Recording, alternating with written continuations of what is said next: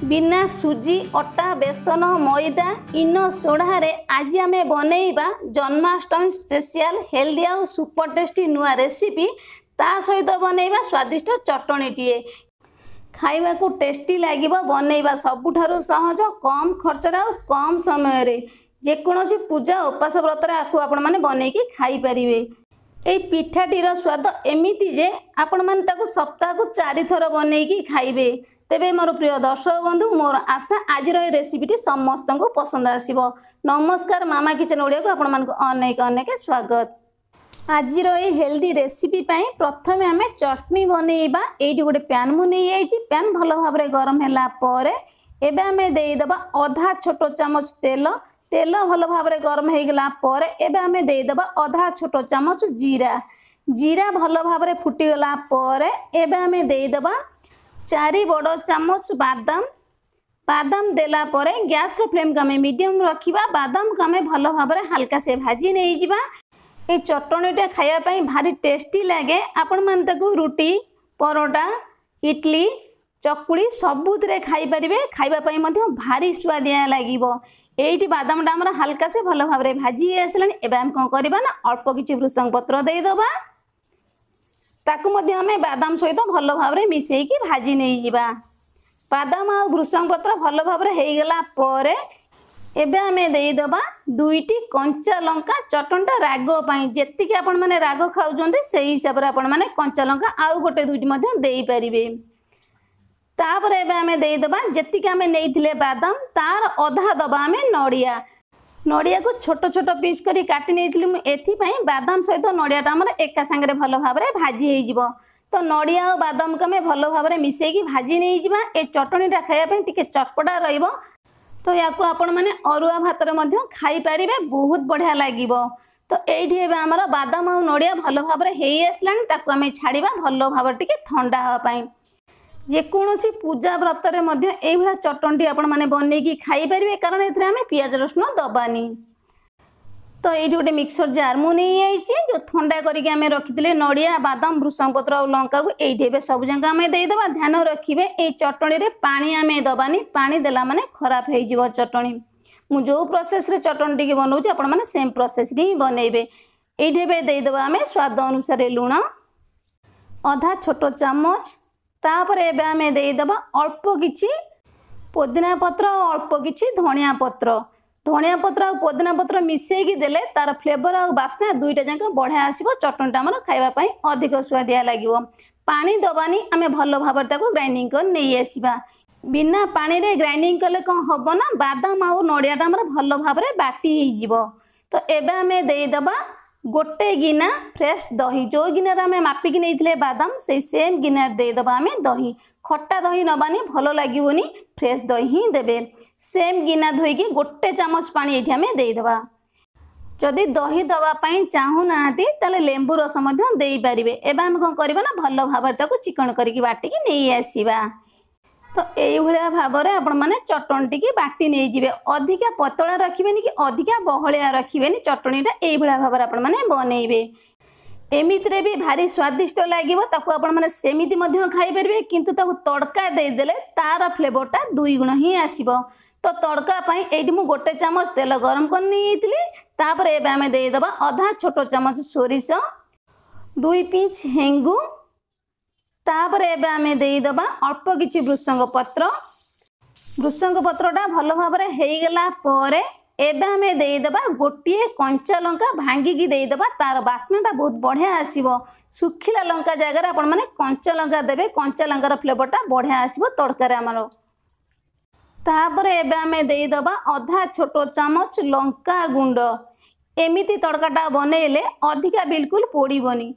लंका गुंड देई सारला परे एबे हम कोन करबा ना तेल सहित भलो भाबर लंका गुंडटा को भाजी नै जिबा। लंका गुंडर कंचा स्मेलटा पळै जिवो। तड़का एठी हमर रेडी हे जे आमे संगे संगे चटणी रे देई दबा।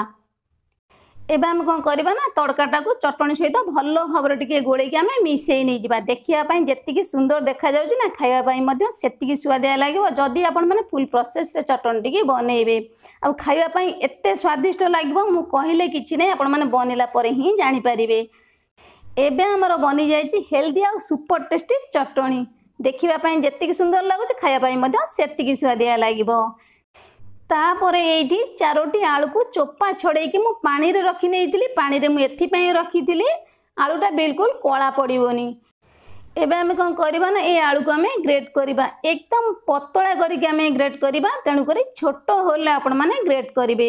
आलू को भल भाव में धरिबा प्रेस करके आमे ग्रेट कर नहीं जिबा। से सेम प्रोसेस रे जेतिकी आलू मु रखी ग्राम्स रे कहले पाखापाखी सी हमर 5 ग्राम आलू। ये रेसिपीटी को बनैबा जेतिकी सहज और खाइबा पई मध्य सेतिकी स्वादिया लागो। बिल्कुल कम टाइम रे बनिबो कम तेल रे मध्य बनिबो। तो सेम प्रोसेस रे एटी मु सब आलू को ग्रेट कर नहीं आइची।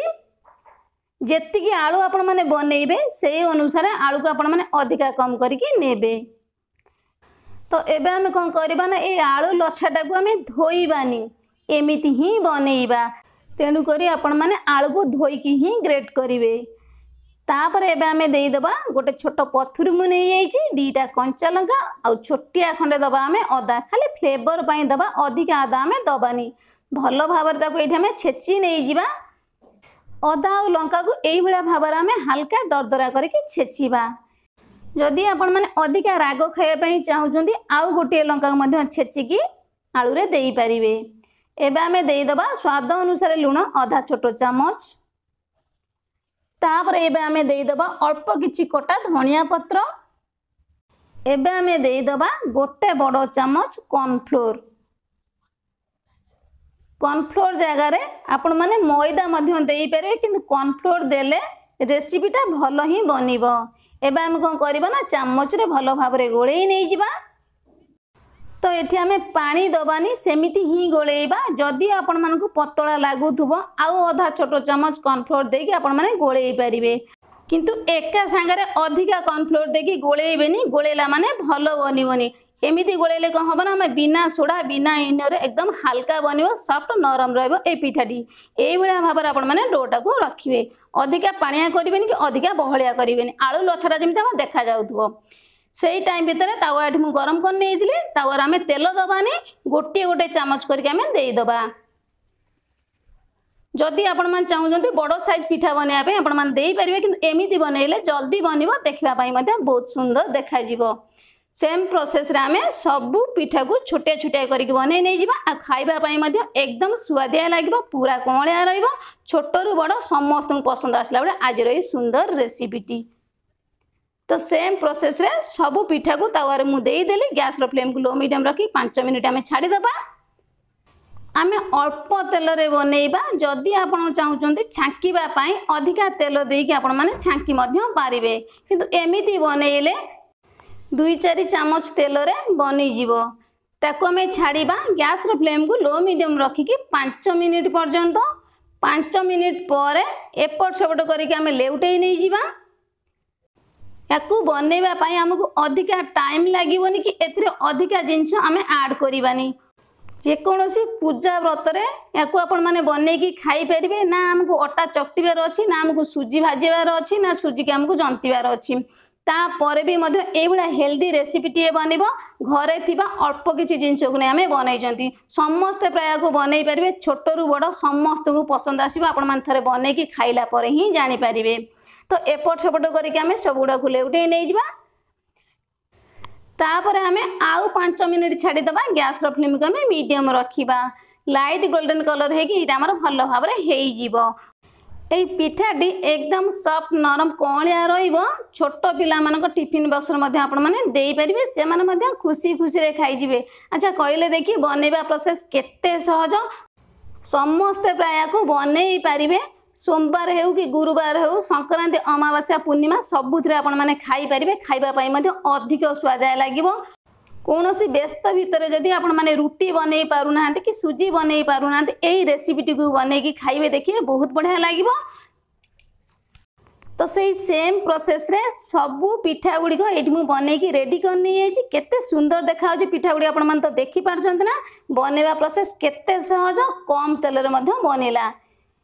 तापर एबे मु तड़का जो बनईले आम चटनी दबा ये आधा छोट चमच रखी चटनी उपर आउ टे भल भाव में देदेले हम ना सुंदर देखा तो से रखीदी। एवं आमर हो गला ना केते सहज एकदम सिंपल प्रोसेस रे हेल्दी रेसिपीटीए। ତା ସହିତ ସୁପର ଟେଷ୍ଟି ଚଟଣି। ପିଠାଟି ଦେଖିପାରୁଛ ନା କେତେ ସୁନ୍ଦର ଭାବରେ ସଫ୍ଟ ହେଇଛି, ପୁରା ନରମ ଆଉ କଅଁଳିଆ। ତା ବି ପୁଣି ଆମେ ବନେଇଛନ୍ତି ବିନା ଅଟା, ବିନା ସୁଜି, ବିନା ମଇଦା, ବିନା ସୋଡ଼ା, ବିନା ଇନୋରେ। ଏଇଭଳିଆ ସୁପର ଟେଷ୍ଟି ହେଲ୍ଦି ପିଠାଟିଏ। ତେବେ ଆଜିର ରେସିପି ଆପଣମାନଙ୍କୁ କେମିତି ଲାଗିଲା ଛୋଟିଆ କମେଣ୍ଟ କରିବା ପାଇଁ ଜମା ବି ଭୁଲିବେନି। ରହିଲି, ନମସ୍କାର।